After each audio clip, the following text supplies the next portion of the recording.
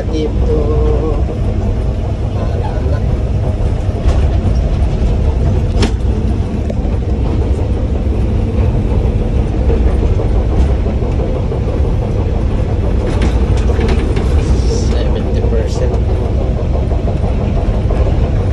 So yun mga donglay, magandang hapon sa inyong lahat dyan.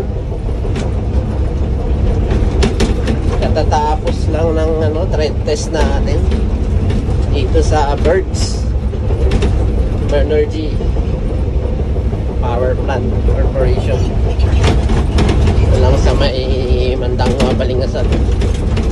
So hopefully papasa tayo sa trend test, pero kung hindi man okay lang, at least we try.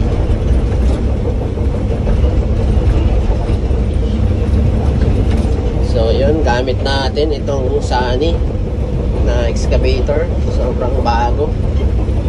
Yun, 30 to 31 pa lang yung niya, 31 hours. So yun mga donglay, punta na tayo dito sa parking.